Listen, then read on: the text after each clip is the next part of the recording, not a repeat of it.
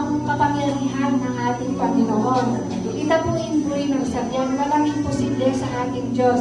Malinaw sa ating kung sino at anong kayang gawin ng ating Panginoon. Ayan. Halimbawa po nanitang sasabihan po, tayo po pagdudan yung salita na ni Gino, tayo po pagdudan yung kakayaan na ni Gino. Dapat po kilala tayo ni Lord.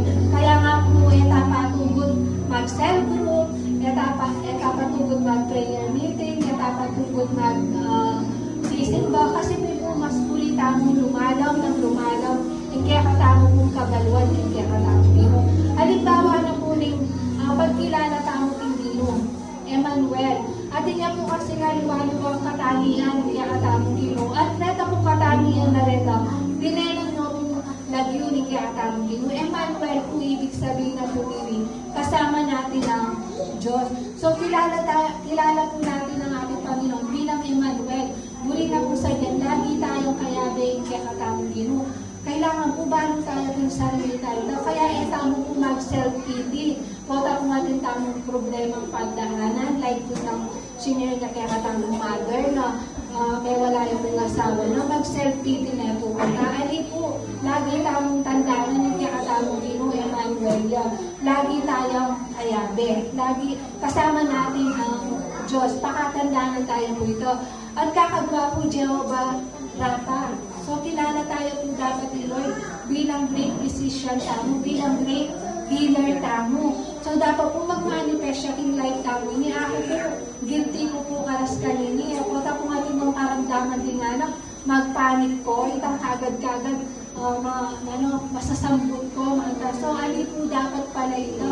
Dapat po, kilala ng ginutamong Diyos na yung great healer, dapat po mag-manifest siya king life tamo ito. Nano yung man pong sakit, at yun po paggalingan ng kaya katamong Gino. Ulit po iya yung Jehovah Rapha tamo, iya yung great healer tamo. At yung tamo dapat pagduda nito. Alupa na po nitang senior na nito.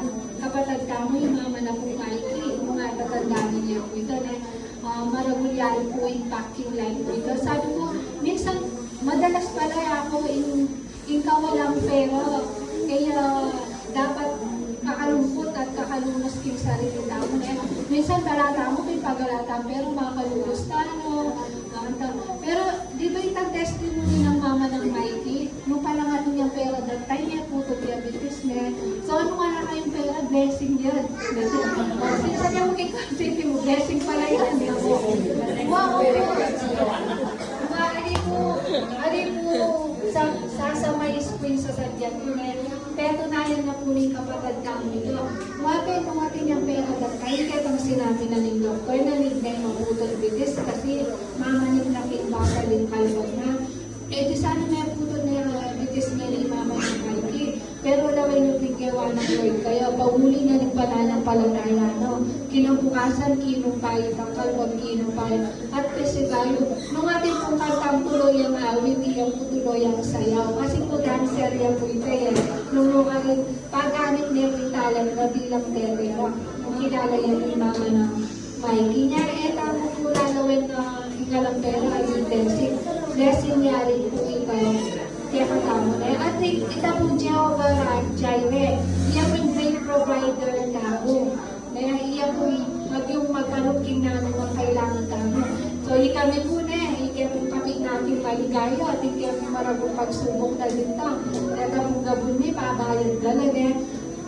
To be honest po, na kung paano pamayad ko, pero pa rin sinabi na ni Namano na ni Gino, God will provide. Iya po yung Jehovah Jireh tamo. So, kaya tamo po tatakot. Kaya tamo pa kung mamayad niyo po, God will provide. Panghawakan tayo po ito na. Tingnan po kayo kaya, Bebo. At ikaw pamayad, yan ang Lord kaya katamo ito. Di ba nga, promise niya Lord na, tamo magdulo, tamo mag-alit tangan, kaya nagdulo ng tawad, kaya katamo dito. Para tamo na rin pamayad tamo, i-learn na yung mga problema, kalit problema tamo. At ini po, Jehovah Shalom is, Shalom, buli na po sa iyo, iya po man iya kapanatagan. Kapayapan, man mo po yung problema mo ngayon, naman po financial. Baka po yung problema mo ngayon, yung problema pang asawa, at masusubok yung pamilyabe yung asawa, o kaya naman natin kayo problema, may papamilya, wala kang kapanatagan, o kaya alayan mo rin ang asawa mo. Tanda ng tamo, Jehovah Shalom, kaya katamong dino, nalulungan niya mga kapanatagan, kaya katamong, tamo kung dapat ikabalisa. Nung mapananda kayo pong balita, Jenny, sasamaya po rin Ako sasali.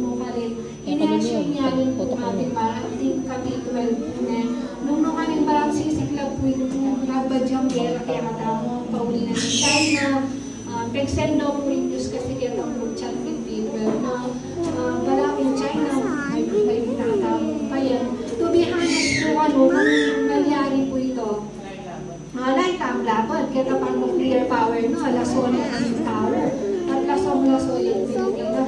Siyempre po, unang balita, akin may mag-nervous kami gagawin. O nagpasibayo po, yung Jehovah Shalom dami, yung po mag-iyak kapanatagan niya. Alata mo kung dapat ikatakot, nano nga po pandemic na dapat, nano nga po kerang dapat. Lord, dahil sa Iyan na po bala ka rin bawat pera kaya katakot. Nano nga po babalik ang tamo ngayon masating, huwag tutuman nito. Pero, salit na magpanik tamo, salit na mag-worry tamo, idala tamo yung panalangin.